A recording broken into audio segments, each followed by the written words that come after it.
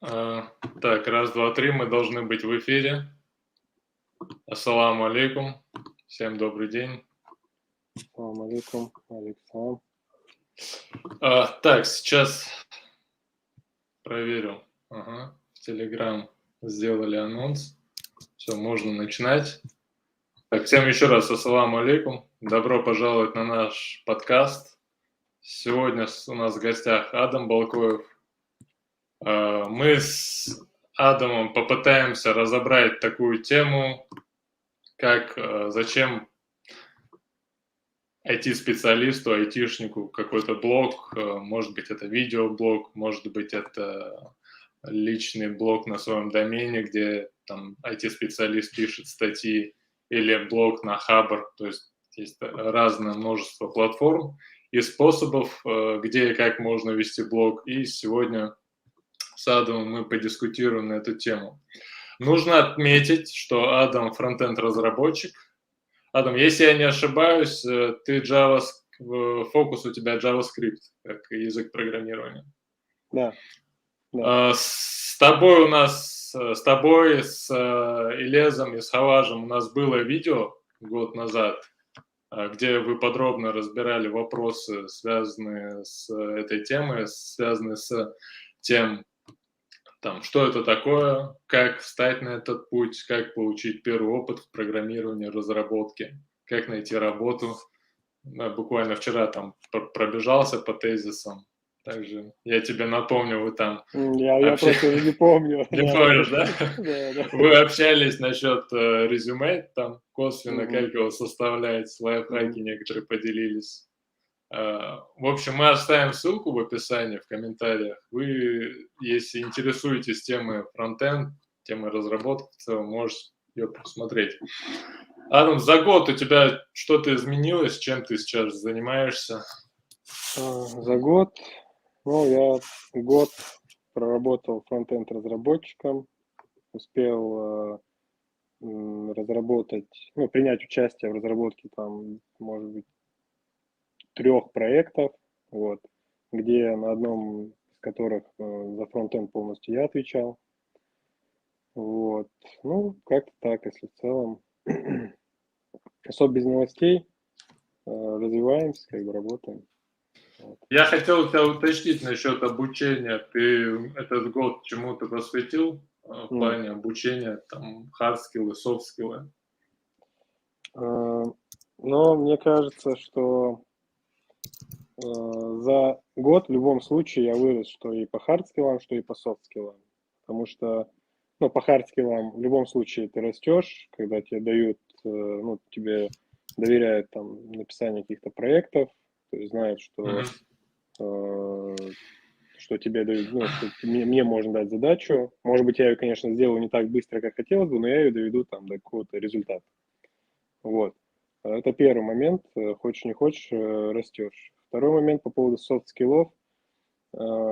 Здесь тоже, как мне кажется, я вырос, потому что я работаю в офисе и не на удаленке. И получается, что каждый день я коммуницирую с командой, с коллегами и так далее. И среди них, не знаю, мне кажется, мне даже повезло, что у нас такой коллектив сложился. Ребята все умные, интересные, каждый по-своему. И есть среди них человек, который занимается мышлением и психологией. На таком, он не на профессиональном уровне, но он туда стремится. И конечно, с ним очень интересно вести разговоры, диалоги. То есть я думаю, что отчасти благодаря нему как-то я на какие-то вещи стал смотреть по-другому. Да, так. То есть, скорее, не то, что по-другому смотреть, а лучше анализировать поведение людей. Смотри, я понял тебя. То есть, на самом деле коллектив очень важен с точки зрения общения, коммуникации. Так, давай я немножко уточню тогда вопрос. Я сейчас скину ссылку на твой блог, в чат отправлю. Так. Там был уже комментарий, отправили. один из последних. Вы умерли? Вопрос. Ну, типа, что долго не выкладывал видео, А, подписчики беспокоились. я, честно говоря, не видел этот вопрос, поэтому Ну, не там был сразу понимаю. комментарий, он приходил. Да, мы вернемся к нему. Да. Смотри, ссылку на твой блог отправил, у тебя одно из первых видео, там, как выбрать Да, язык программирования. Это самый я могу, популярный, наверное. да, я могу про него рассказать. Еще второй вопрос по популярности. Нужна ли математика для там, программиста, для разработчиков? Вы косвенно в прошлый раз уже тезисно касались этой темы. У тебя видение изменилось за год или как ты считаешь? Но я считаю, что в программировании нужна логика сильно развита. А как правило, математика эту логику развивает, конечно же, Мгм. в любом случае. Если ты хочешь, конечно, вот эта вот ну, математическая база, да, то есть если вы занимались в институте, там, высшую математику проходили и там, ну, вот все вот эти предметы технические, просто у меня их не было, я экономист. Мгм. Вот если вы их все проходили, конечно же, это в любом случае скажется на том, что вы будете технически получше находить решение той или иной задачи. Ну, и лучше, быстрее, вот. Но нужна ли математика? Нет, я считаю, что нет. Она, ну, имеется, вот так, не так скажу. В зависимости от сферы программирования, в которую вы пойдете, вот так. Мгм. Если вы Мгм. пойдете во фронтенд, то там математика, в принципе, в целом, ну, она не сильно нужна. Мгм. Есть, конечно же, какие-то исключения, когда нужно какие-нибудь самому сделать какие-то геометрические фигуры какие-нибудь самому, там, чтобы они наполнялись с помощью там CSS, ну, то есть вот эти немножко такие штуки просчитывать. Вот здесь, может быть, да, потребуется немножко там умножение, деление и так далее. Но это реже такое встречается. Просто у нас вот есть на проекте такие вот фигуры, которые нужно отрисовывать, как куб, который наполняется Мгм. каким-нибудь, ну, Ну, там, какой-то водичкой, как будто, да, да. чем-то. Мгм. Да, вот. То есть здесь немножко, конечно, нужно подключать математику, логику побольше, вот. А как это сделать? То есть, допустим, я учился беру себя, но я больше маркетолог, менеджер. Мгм. Ну, к примеру, я учился в техническом вузе на вечернем. Но у меня была высшая математика, Мгм. были еще там предметы. Но, как тебе сказать, то есть я учился так, что, в принципе, после обучения многое забыл. Наверное, как и многие учились. И, И, допустим, там, я работаю джуниором, там, middle уровень. мгм. Нужно как-то двигаться в этом направлении, развивать математику, обучаться или там, не стоит Ну, этого делать?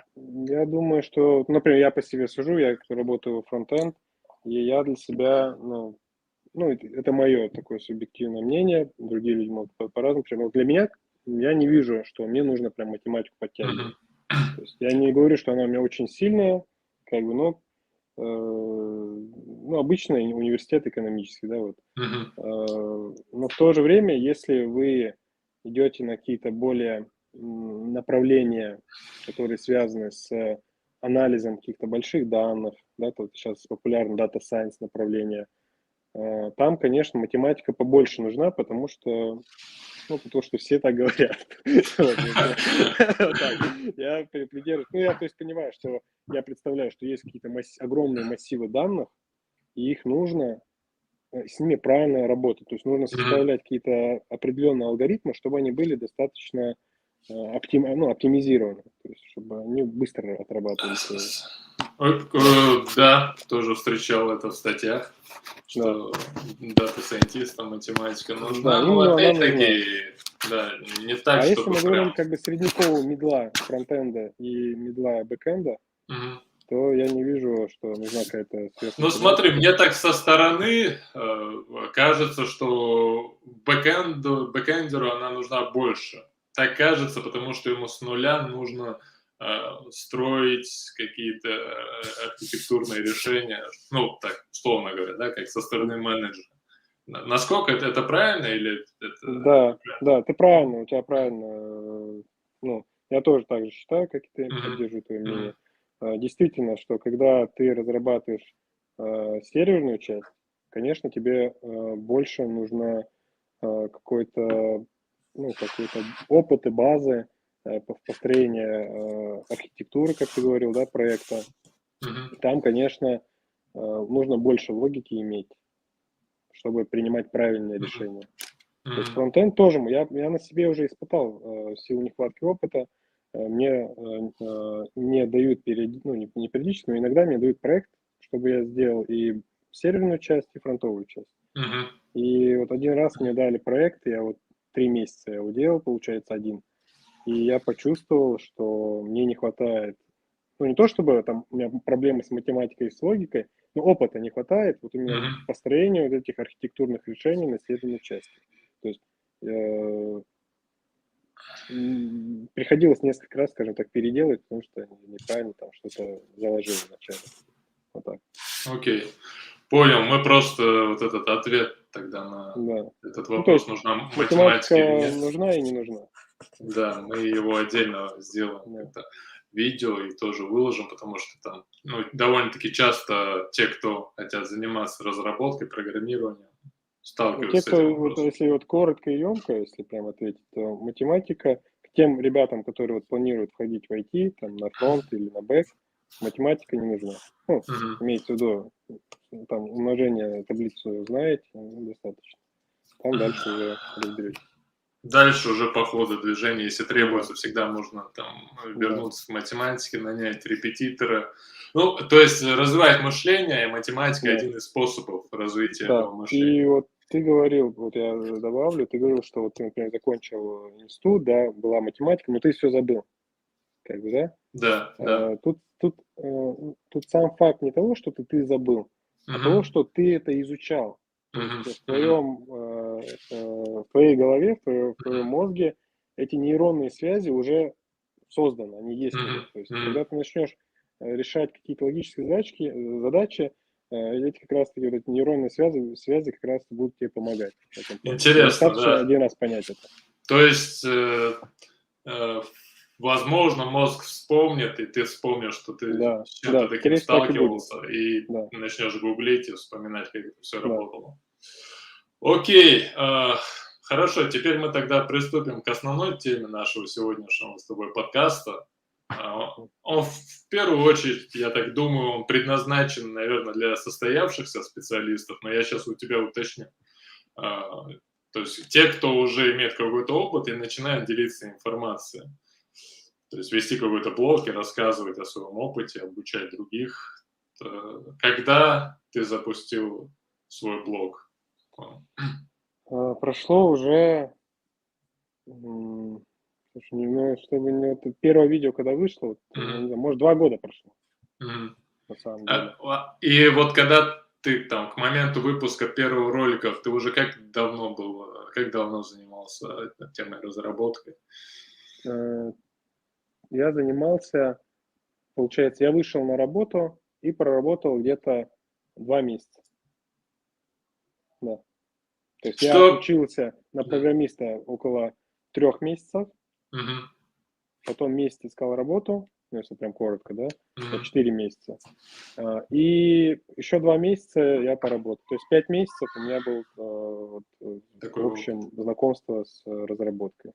Что подтолкнуло тебя? То есть какие были предпосылки к созданию канала? Это очень интересный вопрос, на который надо подумать, как ответить. На тот момент, о чем я думал, да, 2 года назад. Ну, я думал, наверное, что создание канала на YouTube это будет хорошей инвестицией в будущее. Вот так. И что это значит? С точки зрения личного бренда, ты имеешь? Да, с точки зрения личного бренда, все так. У меня скажем так, был опыт еще ведения Инстаграм-блога. То есть я его поводил там, попытался, что-то поделал. Понял, наверное, что мне там сложно так вести его. И подумал, дай попробую в Ютубе. В Ютубе мне больше понравилось. То есть формат Ютуба мне больше, он мне подходит. И вот я на него, скажем так, больше времени тратил. Я там просмотрел некоторые твои ролики, в том числе первые, и меня удивило, что качество достаточно хорошая, то есть и звук хороший, и видеоряд, и сценарий. То есть мы тоже там раньше выкладывали ролики по SEO, по маркетингу, ну, лет 5 назад, и у нас, ну, реально был плохой звук, свет не тот, не все, знаешь, так продумано. У тебя достаточно все было хорошо сделано. Тебе кто-то помогал или как это произошло? Да. Я, ну, я же, ну, такой, не могу сказать, что прям активный участник Ютуба, но я в Ютубе сижу и вижу, как делают другие. То есть на разных блогеров подписан. Мгм. И, ну, выбрал там, например, вот, как делают. Ну, условно говоря, вот есть популярный Вилсаком. То есть Мгм. первый фон, Мгм. типа, и вот Мгм. он снимает. И Мгм. подумал, вот, хочу попробовать, как он сделал. И начал разбираться, как это сделать. А Мгм. сделать это достаточно непросто, как Да, оказалось. подтверждаю. Да. Чтобы было понимание, я вот первый ролик, я его снимал дней 7. Он 7 минут идет. Мгм. Я 7 дней, то есть каждый вечер приходил и тратил, не знаю, наверное, по 2-3 часа. Ну, там еще сыграла роль, что у меня потом, я там за 2-3 дня снял, а потом оказалось, что звук там был бракованный. Пришлось опять Мгм. все переснимать, и Мгм. очень долгая Мгм. история. То есть первый опыт, первый блин комом, и на него, соответственно, ушло много времени. А как же я вот добился такого, ну, не знаю, качества, да, видео, там, да, конечно, Ну, в моем достаточно понимании, хорошего ну, для, оно там, средняковое, наверное, для старта неплохо, вот для так старта скажу. это хороший, Да, да. да, вот. Я начал смотреть, я подумал, мне нужен курс, какой-то курс хочу Мгм. найти и Ух ты. посмотреть. Начал в Ютубе смотреть, как, ну, то есть бесплатные какие-то курсы. А, на разных тоже там блогеров. На одного блогера подписался, пока смотрел его, да, там изучал, там у него было 2000, потом уже у него почти 30 тысяч стало, пока я там изучал эту тему с этим блогингом, то есть он вырос там, да, ну, то есть он выпускал ролики по 10 тому, как раз. YouTube, да, да, по тому, как YouTube запускать ролики, вот. И в конечном итоге я наткнулся на курс одной девушки с Мгм. Америки, Мгм. русскоязычной. Мне нравился ее подход блогинга, и, ну, то есть я приобрел ее курс и, соответственно, по ее курсу полностью упаковал себе YouTube-канал. Вот так Ух ты. получилось. Сам. То есть все посмотрел, все ролики, и Мгм. шаг за шагом полностью все сделал. То есть всю эту информацию, в принципе, можно было бы и самому где-то находить, искать, черпать, но на это бы ушло бы, наверное, достаточно много времени, и что-то можно было бы упустить. Вот так, наверное. То есть какие-то все-таки есть э, тонкости, да, которые ты Детали, можешь не... нюансы Да, да, именно важные. детали, которые ты можешь упустить. А в курсе, ну, то есть сейчас у нас эра вот этих курсов, онлайн-образования Мгм. активного, и я особенно онлайн-курсам, я очень предвзятый. Ну, вот очень. Вот, чтобы я заплатил за какой-то курс, ну, это бывает, наверное, раз, я не знаю, сколько лет. В То год есть это вот так. или это раз в Не, 5 не, лет? не, там раз. Да? Ну, вот я сейчас вспомню, это, наверное, я не знаю, может быть, даже это и был последний курс, вот, который я купил вот за 2 года, вот так. Мгм. И, ну, я не пожалел. То есть мне очень понравился, у нее очень хороший формат тоже был. Ты прям смотришь ее ролики, как она э, делает курс по YouTube-каналу тебе. И ты Мгм. смотришь, и все, что она говорит, это у нее уже все есть. И Мгм. красивая картинка, и хороший звук, там, и фон, и какие-то там штучки на фоне. Ну, то есть прям у нее очень хорошо сделано. И все, посмотрел курс. Я вот не соображу только, сколько времени мне потребовалось типа, от просмотра курса до вот, наверное, я где-то 2 недели готовился, да, к запуску курса, YouTube-канала. То есть за Мгм. 2 недели я посмотрел и начал выпускать уже пытаться ролики в YouTube. Ну, я скажу, что это действительно сложно, потому что, как я уже сказал, что был опыт, и мне не нравилось в нашем опыте, что результат звук, то есть это один из важных факторов. Да, Вот, и мы что-то на этом застопорились и там как-то перестали инвестировать в YouTube. То есть это был а, вот наш опыт. Ну, интересен опыт твой в плане того, что ты, получается, попрактиковался, не получилось, как обычно это происходит. Ну, пошел учиться, прошел обучение и сделал уже там Да. с хорошим уровнем. Ну, окей, интересно. Я могу там какие-то рассказать, там, не знаю, тонкости. Ну, ключевой какие- момент, наверное, самое важное, там, в оборудовании, может, если ты помнишь, сколько ты Да, инвестировал там да, денег. самое ключевое – это оборудование. И как ты говорил правильно, это звук. То есть зритель, он может стерпеть не очень качественную картинку, но некачественный звук он терпеть не станет. Вот так вот. Да. И я на звук, я тоже, у меня достаточно, вот когда я записываю подкасты, у меня вот есть там микрофон, вот он как бы, это для подкастов микрофон, он долларов 200 стоил. Мгм. Вот. Но когда я записываю ролики, ну вот именно первые те ролики, Мгм. мне нужна была петличка. Я купил самую, ну не самую, наверное, есть самые прям дешевые. Я купил за 2000 рублей на Алиэкспрессе петличку с проводом. Мгм. И подключаю его к телефону. Телефон у меня тогда был iPhone 7 Plus. Вот Мгм. я на iPhone 7 Plus ставил его. И ножку еще, вот, три ножку тоже, может, пару Мгм. тысяч. Штатив В общем, такой. да, штатив. То есть, и еще, конечно, я потратился на, ну да, там еще вот эти лампы надо еще, типа, поставить. Они у меня тут стоят тоже. Ну, такие, знаете, ставят, и лампа свет, чтобы на тебя шла.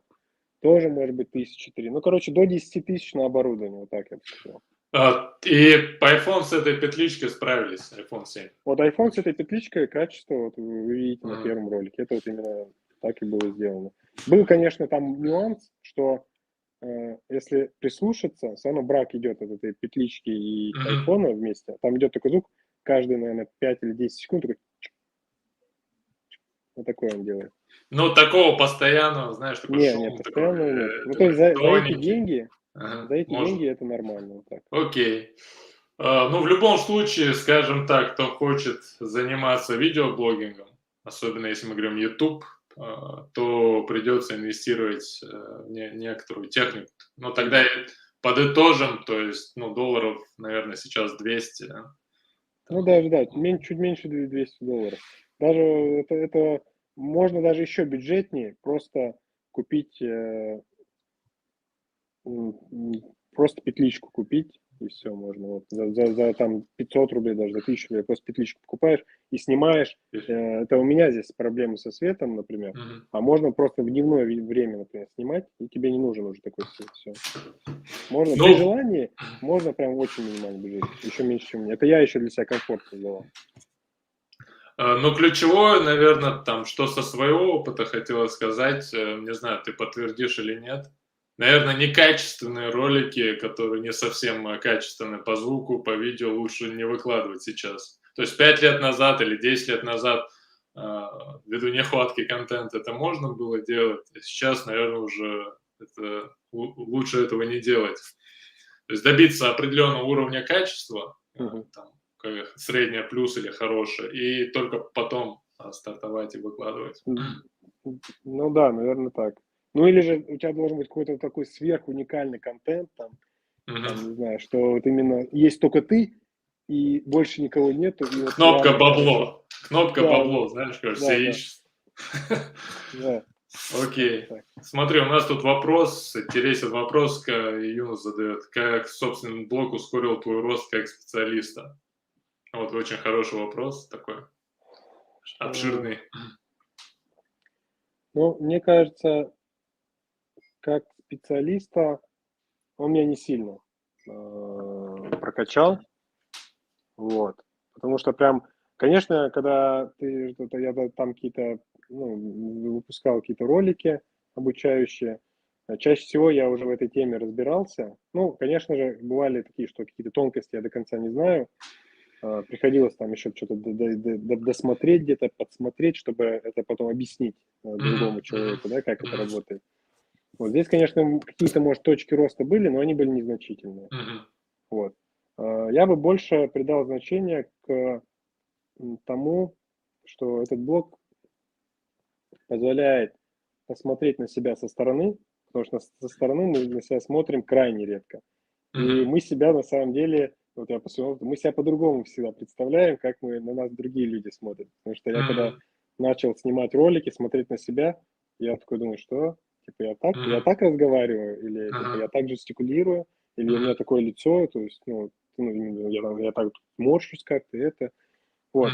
Здесь именно точки роста, что ты можешь посмотреть на себя и как-то поправить свою речь, поправить жестикуляцию, то есть правильно передавать какие-то эмоции, когда у тебя, ну, то есть вот больше вот такая работа, ну, для меня, по крайней мере, была. То есть ты проработал над коммуникативными навыками, над Да, больше навыками софт-скиллы прокачал. передачи информации, там, И это тоже, жестикуляция. конечно, да. Да, и вот именно прокачалось еще объяснение другим людям. Да, вот это отдельно можно вынести, что Ага. навык объяснения чего-то сложного более простым языком, он, конечно, Вот. прокачивается тоже. Вот тебе вопрос, допустим, у тебя есть подчинение джуны или У пока меня нет? стажер сейчас есть. Стажер. Ну, наверное, за счет канала тебе проще как-то будет с ним коммуницировать и обучать его, и общаться с Но ним. Как ты считаешь? Сидящий конькост, это с ним очень просто будет. Ну, тогда понятно, да. Да, но, конечно же, ну, мой опыт, мой этот опыт, ну, текущий мой опыт, он, конечно, мне кажется, идеален для стажеров, которые ко мне Мгм. приходят. Я и задачи им даю, как мне кажется, правильные. То есть, ну, Мгм. руководство, например, говорит, нужно вот это сделать. Мгм. И я примерно прикидываю, какой уровень сейчас текущий у него, и понимаю, что, например, эту задачу он сделает с его уровнем там, за вот это время примерно, эту задачу он за вот это время сделает. Ну и как бы сам уже могу Ты его следовать. подтянул в компанию, там, где ты Да, я работаешь. сам А, его, да, получается, да. Он Хорошо, у хорошо. меня как, я выступал у него как ментор на Мгм. протяжении 1,5 лет. Вот так. Мгм. То есть 1,5 года я его вел, и в Мгм. конечном итоге он за 1,5 года набрался определенного пула знаний, который позволил ему выйти на стажировку в Москве. Я Мгм. про это можно отдельно рассказать. Иншаллах, будет двигаться, пройдет стажировку у тебя, Да, получит зеленый флаг. да. Хорошо. Так, знаешь, почему этот вопрос просто встает? Просто когда ты начинаешь обучать людей, ну так, по крайней мере, говорят, что как только ты начинаешь обучать людей, ты сразу видишь свои пробелы в знаниях. То есть ты думаешь, что ты знаешь там, условно, там многое, да? Как только ты начинаешь объяснять, чтобы объяснить, тебе нужно как-то более детально углубиться, чтобы простым языком рассказать. То есть вот понимание предмета как раз определяется, ты можешь простым языком рассказать или нет. И как раз-таки, как только человек начинает обучать, у него вот возникает необходимость заполнить пробелы и дальше там уже обучать людей. И поэтому встает вопрос, что там, это хорошо развивает именно там, горизонтально как специалиста. Ну, соглашусь. Ну, вот в этом Ну, у плане тебя это такого буста не произошло. да, у меня это Да, у не тебя такого произошло. буста Так. не То есть произошло. это, наверное, больше связано, я соглашусь, что да, это правда, да, то есть это выглядит правдивым, но здесь Мгм. зависит, наверное, от контента. Наверное, мой контент, он не сильно, ну, не такой прям, не в той, как бы, не в том направлении, которое бы мне вот эти точки роста мне дали. Ну, как бы, Мгм. чтобы я видел прям, что я чего-то, что-то не знаю. Конечно, да, я когда снимал ролики, бывало такое, что я такой, о, а как это сделать? То есть я думал, что это я сейчас быстро сделаю, а потом думаю, так, что-то здесь как-то по-другому. И Мгм. начинаю смотреть сам, Мгм. что да как. Такие моменты, конечно, бывали. Ну, окей, окей, тогда у тебя немножко по-своему, Да. свой опыт. А если говорить, допустим, в разрезе личного бренда, то есть и круга твоего общения, после того, как у тебя появился блог, вот что-то изменилось в этом плане? Но, да, в принципе, ничего прям не изменилось. Как бы появился блог, ну, мой круг общения в целом, если, да, то есть мои друзья, они, как правило, из них я даже не знаю, у меня программистов-то нету, разработчиков среди прям таких близких друзей, все в других сферах, и для них как бы это, ну, молодец, Нет, развивается. я имею в виду, знаешь, что ну, у вас же есть сообщество у разработчиков в Мгм. целом, да? Оно как токсичное или А, нет? такой вопрос. Ну, сообщество разработчиков, мне кажется, оно, ну, ну, я по-разному стал. Если вот интернет брать, Мгм, например, мгм, это уже я когда только запустил YouTube канал, получается, первые ролики накидал, и я начал эти ролики, опять же, по рекомендациям по курсу, мгм. как-то самому распространять. То есть не ждать, пока ко мне придут, а Да. самому везде кидать. Я начал в группах ВКонтакте скидывать эти ролики, Мгм. и были там группы программистов, да, там большие какие-то, там 20 тысяч человек, Мгм. там 10, ну разные. И в каких-то группах я получил уже своих первых хейтеров сразу, моментально. Это произошло моментально. Просто ролик, Ага. и там уже вот эти вот программисты, разработчики, которые в этой группе сидят. Ну, видимо, это связано с тем, что я не на свою целевую аудиторию, ну, то есть эти люди, которые Да. писали, не моя целевая Ага. аудитория. Да, да. И для них я как бы, что он тут мне рассказывает, у меня там уже, Я типа, все знаю я уже, уже да. 20 лет работаю, что это, Да, да. типа, его там, они пишут. Вот, да, такой опыт был, там и по-разному писали, были грубости, конечно, вот, ну, как-то так, да, то есть по-разному, то есть, но в большинстве своем, по крайней мере, на своем YouTube-канале я получаю только положительные отзывы постоянно, то есть у Ну, меня, может смотри. быть, Мгм. Да-да-да. Да, говори. Ну, у меня, может, за всю историю, может быть, там, ну, парочку плохих комментариев, там, может, попадалось, и все. Ну, Ну, отрицательных, скажем так, назовем их. нужно сказать, что это нормально. То есть нет такого, что все тебя будут любить или там все тебя будут хейтить, ненавидеть. Ну, чтобы, допустим, если брать IT-сферу, и чтобы было меньше хейта, то, конечно, в группы, где больше профессионалов, там, сеньоров, там, условно говоря, middle плюс, конечно, лучше не кидать контент обучающего начального уровня. Потому что они то как-то не понимают, что это для новичков, но все равно считают обязанным зайти и там прокомментировать ситуацию. Поэтому лучше такие группы, наверное, не использовать для распространения контента. Тоже с этим Ну, наверное. Но и на тот момент сталкивался. я везде старался распространять, как можно больше аудитории охватить. Я считаю, Мгм. ну, если закинули, ну, ладно, типа, не нравится, пройди мимо. Ну, как бы так, и мое отношение такое. Но если ты уже начал там дискуссию, там, хочешь рубиться со мной, давай, выходи, Мгм. Ну вот говори. смотри, в сообществе то, что ты сказал, позитивное отношение тоже было. И у меня как раз-таки вопрос общения, коммуникации, какие-то новые знакомства интересные, даже онлайн. Что-то у тебя появилось после появления блога? Сейчас, дай вспомнить. После появления блога м, какие-то Среди дополнительные. подписчиков, может быть, или там... Но мне тяжело это сказать. Мгм. Мне тяжело сказать, потому что я состою в многих разных сообществах.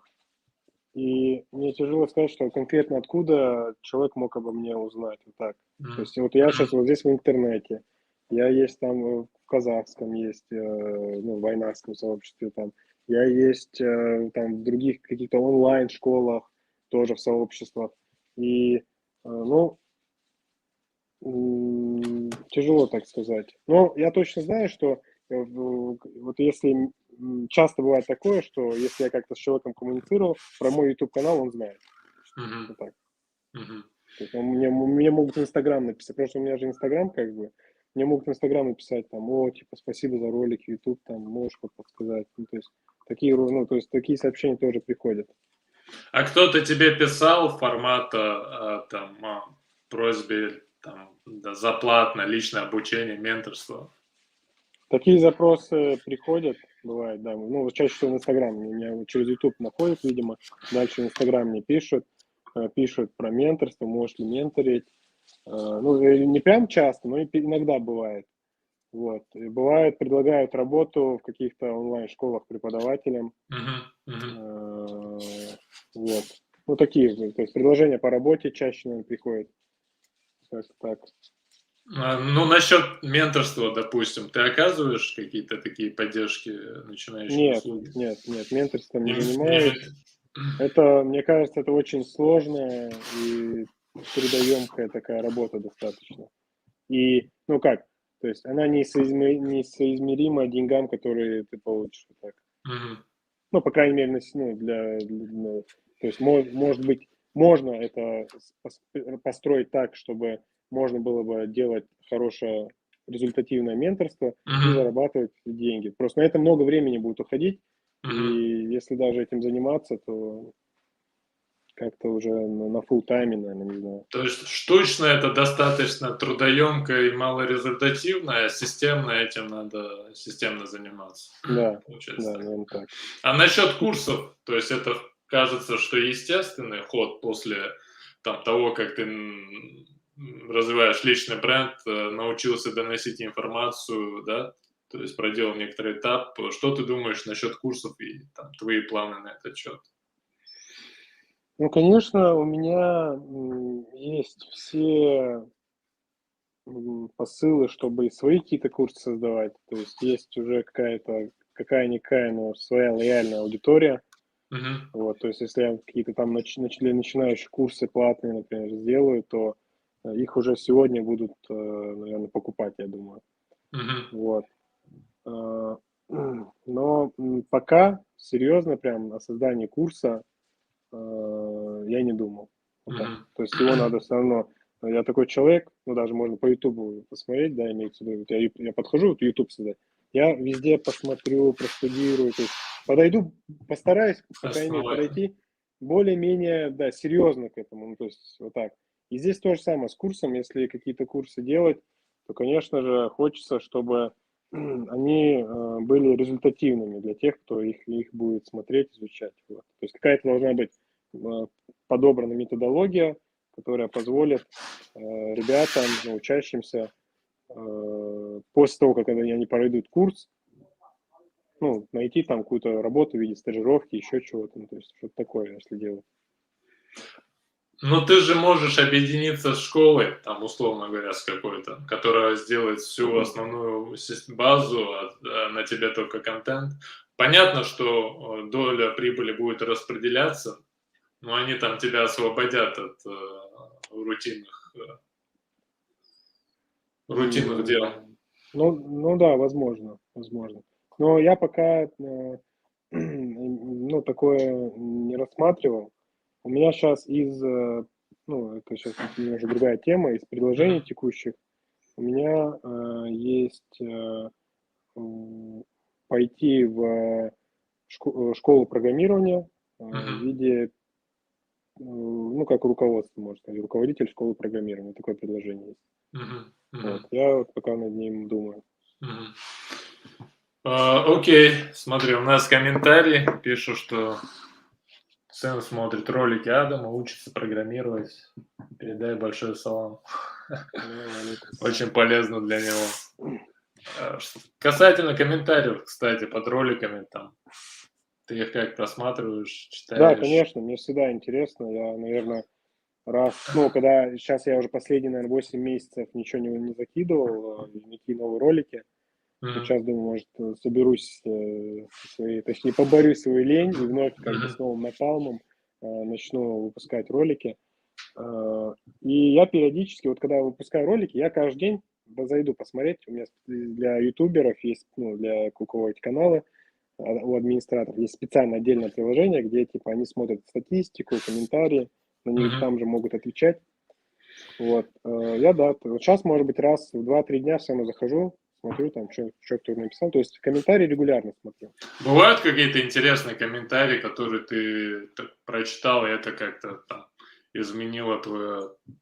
Не то, что изменило, но по-другому ты на какие-то вещи стал смотреть.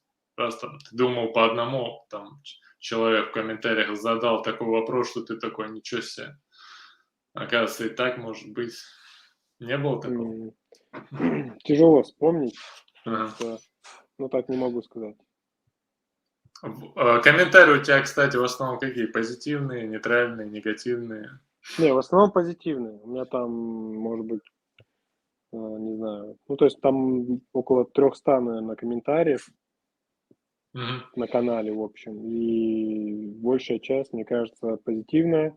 Все, ну, большинство, говорю, из последних, если, ну, чаще всего, типа, нравится формат. То есть я там придумывал какие-то форматы, старался, которые мне не хватали при обучении.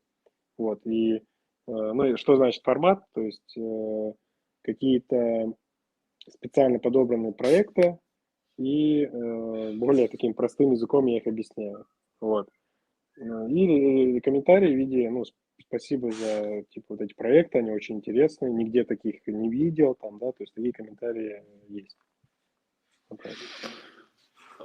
Ты сказал, что у тебя пауза, ну, небольшая по проекту, необходимо побороть лень.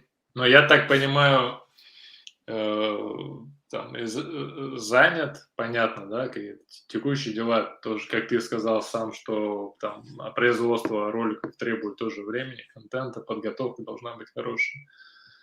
С чем, то есть, с чем связана пауза, как ты считаешь? То есть ты сделал какой-то этап и не знаешь, чем заниматься дальше, что выкладывать, или... Я думаю, что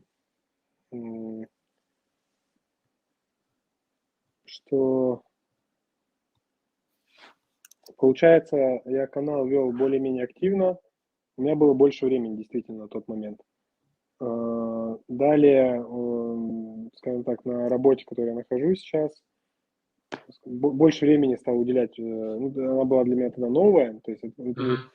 у меня получалось, что у меня YouTube-канал, я не помню сейчас по временному соотношению, как это было, но получилось, что, наверное, что я вышел на работу эту новую, и мне приходилось много нового изучать, вникать в проекты, то есть там десяток проектов разных, новый язык программирования пришлось еще с ним знакомиться. Мгм. И, наверное, в связи с этим я и, как бы, наверное, YouTube отложил в стороночку подальше. Вот. Сейчас же, на самом деле, у меня время есть. Мгм.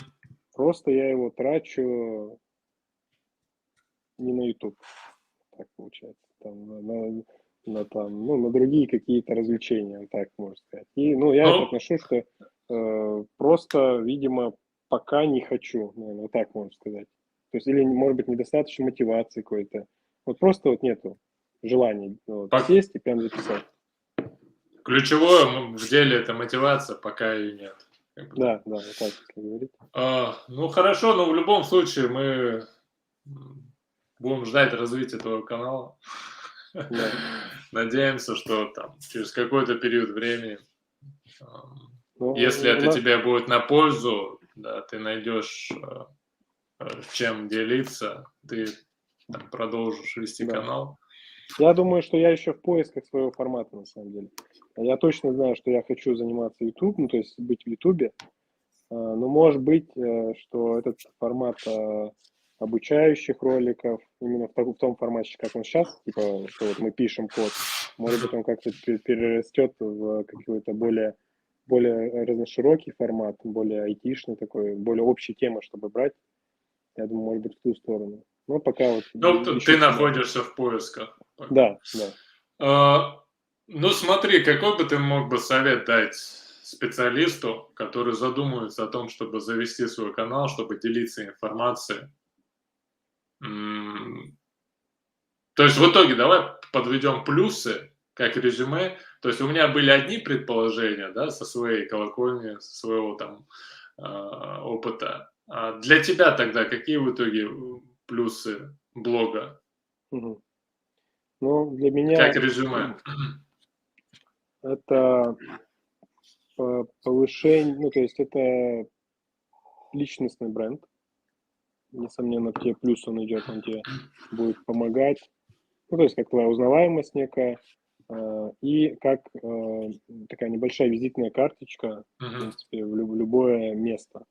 Будь это работа, будь Мгм. это какое-то мероприятие, то есть ты всегда можешь сказать, что ну, тебя так-то зовут, и ты владелец от этого канала.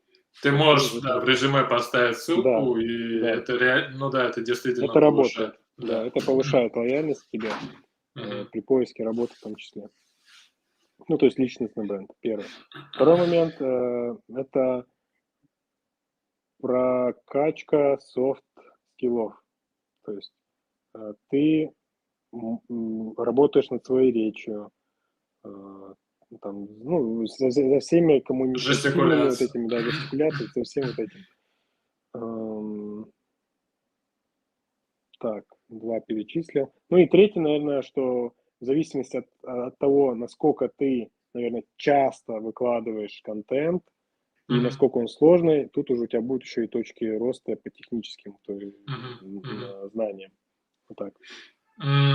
Ну, мы с тобой, допустим, как четвертый пункт дополнения к личному бренду, заказы, какие-то обращения на менторство, а возможно, тебе еще писали там, ну, заказ конкретно на разработку. Было у тебя что-то Да, такое? да, такие.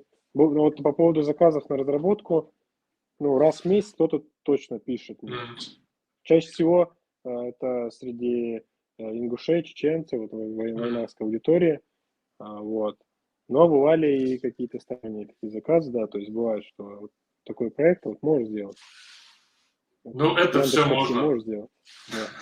Это все можно объединить в личный бренд, который подразумевает, что легче продавать себя компаниям, как человек, который там вот Да. работает, То да, есть так и сторонним. ты повышаешь, то есть я не могу сказать, что вот, например, вот когда я там начал этот YouTube канал, у меня там опыт был Мгм. небольшой, но для как бы внешней среды я отличаюсь от других, то есть я выгляжу, как будто я знаю больше, наверное, вот так Да, получается. да, да, То есть ты да. же преподаешь, значит, то есть Мгм. он не преподает, вот этот человек не преподает, а этот преподает, значит, он, наверное, больше знает. Конечно, здесь это не всегда так, и не всегда правда, конечно, вот. Но, то есть в глазах людей, да, ты выглядишь более интересным человеком, вот так можно сказать. То есть первое впечатление о тебе уже есть. Окей. Допустим, мы там подходим к завершению нашего сегодняшнего подкаста. И, допустим, возьмем тогда специалиста, который там, думает над эту тему, что создать там, видеоблог или, может быть, телеграм-канал, делиться там статьями, заметками, или на Хабре вести блог и делиться своим опытом. То есть, какие советы, наверное, ты ключевые дашь, там ключевые 2-3 совета? Ну, по поводу, ну, там, ну, вот у нас получается Хабр и Телеграм, это больше написание статей там идет. Да-да, имею в виду М, тексты. Да, у меня такого прям опыта нету в написании статей. Но если брать YouTube, что посоветовать, да, ты сказал? Ну да, Или... вот он планирует Да, завтра, там, на да, неделе я понял. начать. Да. Ключевое, что важно. Если говорим про YouTube, конечно же, я посоветовал э, посмотреть в YouTube ролики, как запускать YouTube канал, например. Вот. Мгм, Или же мгм, поискать какой-то курс, выбрать для себя хороший курс и посмотреть его. Вот. Это бы я сделал в первую очередь.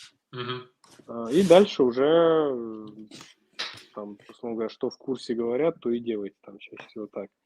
Э, И выделю еще, ну, например, то, что в курсе там говорят, это основные моменты. Первое, это, конечно, работайте, чтобы звук был хороший. Первый момент. Обратите внимание именно на звук. Второй момент – это контент. То есть у вас должен быть, люди приходят не за звуком хорошим, а мгм, чтобы звук хороший, конечно же, был, это само собой разумеющееся на сегодняшний день, но именно сам контент, то есть то, что, о чем вы говорите или то, о чем вы учите, это должно мгм, быть интересно людям. мгм, Это второе уже получается. Далее я бы добавил, что должно быть постоянство. мгм, Что значит постоянство? Ну, например, берите себе какую-то диапазон, что вы, например, раз в неделю будете что-то выкладывать. И каждую неделю выкладываете, например. Вот. Это позволит, скажем так, YouTube алгоритм вас рассматривать как такой более-менее канал, который регулярно выкладывает ролики, и вы будете впоследствии попадать в какие-то рекомендации другим людям, то есть чаще будете попадать. То есть YouTube важно, чтобы вы какая-то была системность. Вот. И, наверное, это можно было к первому отнести, самому еще один пункт. Занимайтесь в YouTube, берите ту тематику, то есть, во-первых, она должна быть какая-то определенная, определитесь, что вам интересно. Не делайте из своего канала, что вот здесь немножко про, там, не знаю, про снег, здесь немножко про голубей, там, ну и так далее. То есть здесь про стройку. Вот, какая-то определенная тематика должна быть. И это должно вам обязательно нравиться. То есть если тема, которой вы занимаетесь в YouTube, не приносит вам внутреннего удовольствия, что вот вы сейчас выложите ролик, то такой YouTube-канал, вы там одну неделю выложите ролик, вторую, и там дальше уже на третью вы уже подумаете, может быть, как я, уже все, до свидания. Ну, это не так, конечно. Вот. То есть эта тема вам должно нравиться. Да, обязательно. Увлекать, нравится. Да. Иначе это быстро закончится, из этого ничего не получится. Хорошо, Адам, Баркал, за советы. Да. Я уверен, что эта тема не для широкого круга, конечно, но для тех, кто задумывается об этом, о том, чтобы делиться и развиваться через это, для них, конечно, это видео будет полезным.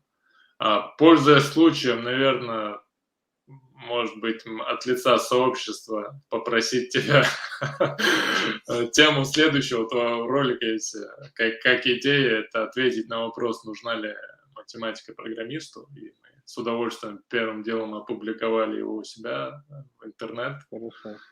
Это было бы очень... подготовлю, постараюсь. Да, это было бы очень полезно для нас. Вот. Так. Посмотрим сейчас среди вопросов, но в основном вопросов нет, есть просто тезисы некоторые, что насчет разработки, кто-то мечтает выиграть грин-карту и ехать в Штаты, но это немножко не по нашей теме. Ну все тогда, Адам, думаю, что мы раскрыли основные темы, ответили на все вопросы. По времени у нас вышло 50 минут, больше, чем мы ожидали, на самом деле. Баркал за время. Да, ничего. Вахрясыл. Ассаламу алейкум, всем баркал за то, что были с нами. Ставьте лайки, подписывайтесь на канал, ставьте лайки, переходите на канал Адама, мы обязательно ссылку укажем, тоже ставьте лайки, поддержите его канал. Да, это в целом способствует продвижению. Ты прям уже как ютубер. Я это уже тоже подготовился, читаю по бумажке. Вот. Это моя любимая фраза в конце ролика. Да. Подписывайтесь на канал, ставьте лайки. Ставьте лайки, до новых встреч.